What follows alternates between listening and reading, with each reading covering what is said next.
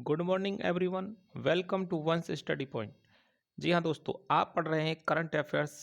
मैं हूं जय भगवान शर्मा आपके साथ।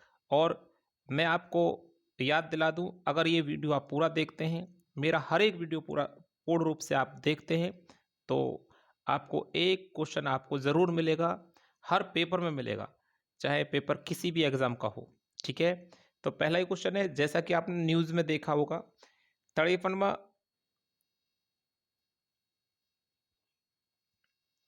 दादा साहब फाल्के पुरस्कार 2023 किसे दिया गया है, ये आपका क्वेश्चन है। ठीक है, तो हम इन चारों ऑप्शनों को आपके साथ साझा करेंगे और एक एक करके इनकी जानकारी देंगे। तो इस 2023 के लिए आपका सही आंसर बनेगा इस क्वेश्चन का वहीदा रहमान।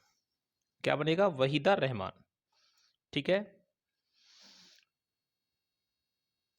अब ऑप्शन ए में बात करें तो देविका रानी दादा साहब फाल्के पुरस्कार पाने वाली पहली महिला थी। ठीक है,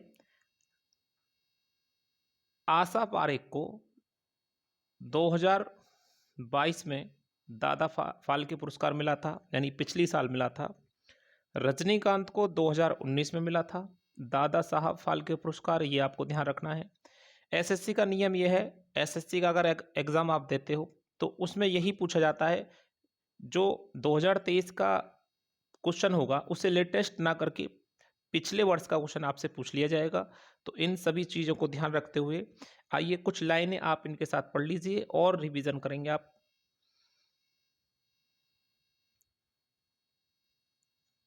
इस प्रश्न का सही उत्तर सी था, वहीदा रहमान।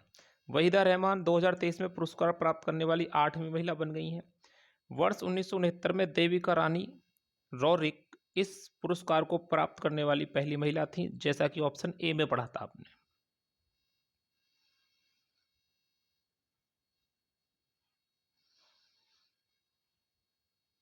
इस पुरस्कार की स्थापना भारत सरकार द्वारा 1969 में की गई, जिसमें एक स्वर्ण कमल, 10 लाख रुपए, एक प्रमाण पत्र सहित रेशम की पट्टी और एक शॉल होता है जो दिया जाता है। ठीक है, इस पुरस्कार का नाम धुंडीराज गोविंद फाल्के के नाम पर रखा गया है, जिन्होंने वर्ष 1913 में भारत की पहली फिल्म राजा हरिश्चंद्र जो थी वो प्रस्तुत की थी। ठीक है, ये पहली मूक फिल्म थी। आइए इसको भी हमने लिखा है, राजा हरिश्चंद्र भारत की पहली मूक शब्द जानते हैं आप? मूक होता है जिसमें आवाज ना हो, ना बोलने वाली पहली फिल्म थी राजा हरिश्चंद्र। धुंडीराज गोविंद साहब फाल्के को सिनेमा जगत का जनक कहा जाता है, यानी सिनेमा का जगत किसे कहते हैं? धुंडीराज गोविंद साहब फाल्के को। थोड़ा बोलने में गलती हुई, धुंडीराज गोविंद साहब फाल्के को। ठीक है जी, और दो क्वेश्चन आप इसमें जोड़ें मेरे साथ, 2 लाइन और पढ़ लीजिए। सिर्फ पढ़ना है आपको, मैंने हर वीडियो में बता के चल रहा हूँ, हर चीज़ आपको पढ़ के चलनी है, लिखना कुछ नहीं है। लिख दिया मैंने बहुत सारा इस वीडियो में, अगर ज़रूरत पड़े तो इसी वीडियो को रिवाइज कर सके सुन लीजिए, क्योंकि न्यूज़ का मतलब ही ये होता है कि आप उसको सिर्फ देख लें, पेपर में अपने आप ठीक हो जाएगी। ठीक है, दादा साहब फाल्के पुरस्कार को अमिताभ बच्चन ने 2018 में, रजनीकांत ने 2019 में और 2022 में आशा पारेख को मिला। ठीक है, 2020 में कैंसिल हो गया था, आपको पता है, कोरोना महामारी के कारण। ठीक है, दादा साहब फाल्के पुरस्कार प्राप्त करने वाले प्रथम पुरुष जो थे वो पृथ्वीराज कपूर थे, ये भी ध्यान रखें। ठीक है जी, इतना क्लियर इस क्वेश्चन के, 1 नंबर इसमें से आपको मिलेगा और किसी भी एग्जाम में मिलेगा। आगे नेक्स्ट क्वेश्चन लेते हैं।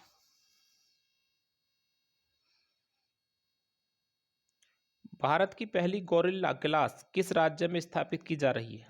गोरिल्ला ग्लास आप समझें, गोरिल्ला ग्लास क्या होता है पहले ये समझो, ऑप्शन की तरफ बाद में जाएंगे। गोरिल्ला ग्लास एक तरह से कांच होता है। क्या होता है? कांच, जो मोबाइल कवर, मोबाइल स्क्रीन को बनाने में उपयोग किया जाता है। अब इसका नाम गोरिल्ला क्यों रखा? क्योंकि गोरिल्ला की जो चमड़ी से ग्लास बनता है वो कितने भी ऊपर से आप फेंक दो मोबाइल को, वो टूटेगा नहीं, चटकेगा नहीं, ठीक है। तो ये जो गोरिल्ला ग्लास है, ये किस राज्य में स्थापित किया जा रहा है? तो सही आंसर बनेगा इसका तेलंगाना। आइए इससे जुड़ी हुई कुछ जानकारी पढ़ते हैं हमारे साथ।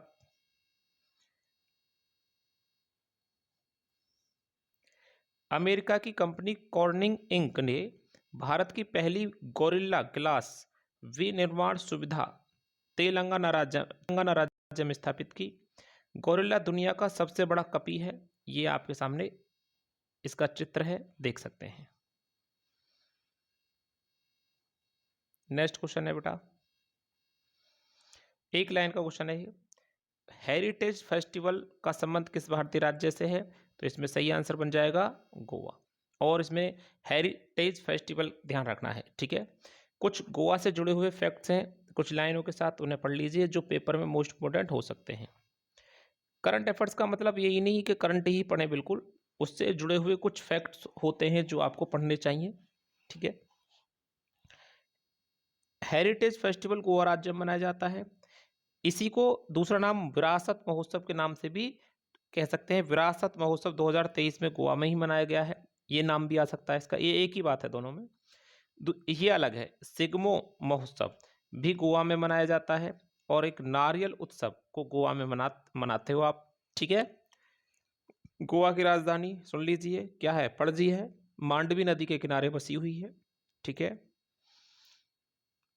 गोवा पुर्तगालियों से अधीन रहा था 1961 तक। 1961 में इसको स्वतंत्रता मिली, पुर्तगालियों से मुक्ति मिली, ठीक है। और घोड़े के व्यापार के लिए प्रसिद्ध था पुर्तगालियों के समय। अगर आप थोड़ा सा हिस्ट्री की तरफ इसको जोड़ के देखेंगे क्वेश्चन को तो। नेक्स्ट क्वेश्चन बहुत ही मोस्ट इम्पोर्टेंट क्वेश्चन है।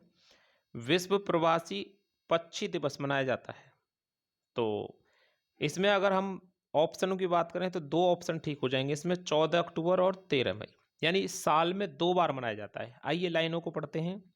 तो इसमें सही आंसर आपका एक ही मिलेगा वहां पर पेपर में। यहाँ पर मैंने आपको दोनों दिए हैं समझाने के लिए और पढ़ाने के लिए, ठीक है। कोई कन्फ्यूजन नहीं है, किसी भी क्वेश्चन पर डाउट बिल्कुल भी नहीं रखा है। देखिए 14 अक्टूबर को हर साल विश्व प्रवासी पक्षी दिवस मनाया जाता है। साल में 2 बार विश्व प्रवासी पक्षी दिवस 14 अक्टूबर और 13 मई को मनाते हैं। साल में 2 बार मनाया जाता है, 14 अक्टूबर और 13 मई, और प्रवासी पक्षी दिवस है, ठीक है। नेक्स्ट क्वेश्चन,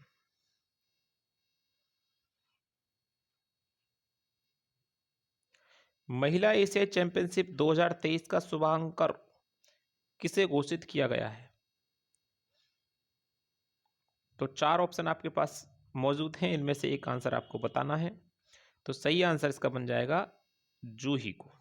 किसको? जूही को। आइए इनके बारे में एक एक 4 ऑप्शनों के बारे में हम पढ़ते हैं एक एक लाइन के साथ। ये जूही है, यहाँ पर आप देख सकते हैं, एक बार मैं इसको यहाँ रोक के दिखा देता हूँ। ये जूही है, ठीक है। तो सीएम हेमंत सोरेन महिला एशियाई चैंपियनशिप ट्रॉफी 2023 के लिए जूही को शुभांकर का अनावरण किया, ठीक है।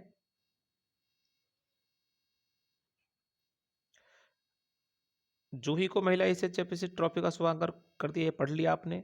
एक इसमें ऑप्शन बी था जिसमें लिख रहा था अप्पू हाथी।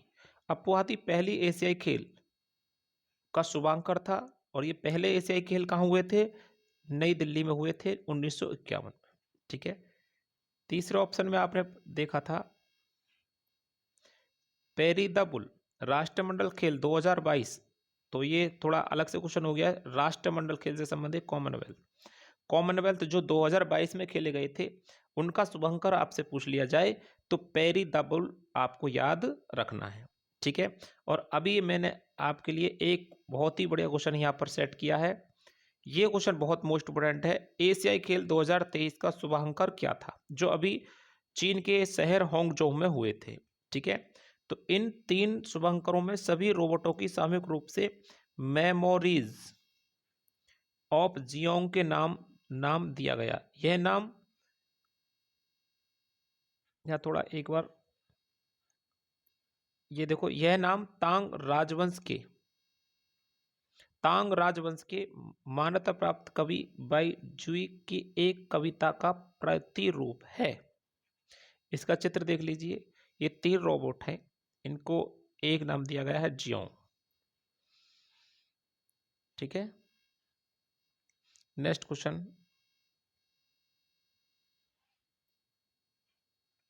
कैब्रियन गश्ती प्रतियोगिता 2023 में किस भारतीय सैन्य टीम ने स्वर्ण पदक जीत लिया है? बहुत ही मोस्ट इम्पोर्टेंट क्वेश्चन है। तो 4 ऑप्शन आपके साथ हैं, तो इसमें पहला ऑप्शन सही हो जाएगा। 3/5 गोरखा राइफल्स यानी फ्रंटियर फोर्स ने ये प्रतियोगिता जीती है और उसमें स्वर्ण पदक हासिल किया है। तो इसके बारे में एक एक लाइन पढ़ लीजिए। भारतीय सेना की 3/5 गोरखा राइफल्स ने कैब्रियन गश्ती प्रतियोगिता 2023 में अंतर्राष्ट्रीय सैन्य अभ्यास में स्वर्ण पदक जीता, जिसमें 111 टीम शामिल थी, यानी कि सही उत्तर ए है आपका। यहां से आगे ऑप्शन नहीं है, सिर्फ सीधे सीधे क्वेश्चन है, न्यूज है, जो रिवाइज क्वेश्चन है सारे के सारे आप देख सकते हैं, और एक एक लाइन के क्वेश्चन है, देख लीजिए। अंतर्राष्ट्रीय वृद्ध जन दिवस मनाया जाता है, तो सही आंसर 1 अक्टूबर को, ये आपके साथ इमेज है। ठीक है, ये याद रखेंगे, अंतर्राष्ट्रीय वृद्ध जन दिवस। वृद्धों की सेवा करना आपका परम धर्म होना चाहिए। अगर आप पढ़ रहे हैं, वाकई आप पढ़े लिखे हैं, तो वृद्धों की सेवा करना जीवन में ना भूलें।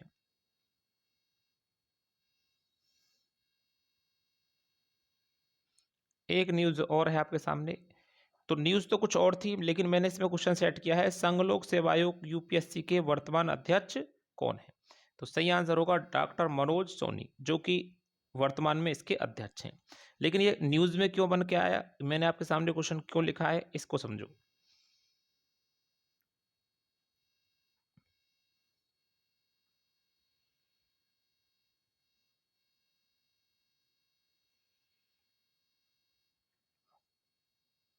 पहले आपको मैं ये बता दूं, संघ लोक सेवा आयोग में एक अध्यक्ष और 10 अन्य सदस्य होते हैं। कितने? 10 अन्य सदस्य। तो एक सदस्य को इसमें नया चुना गया है, इसके लिए ये न्यूज बना, तो आप इस पर गौर करेंगे।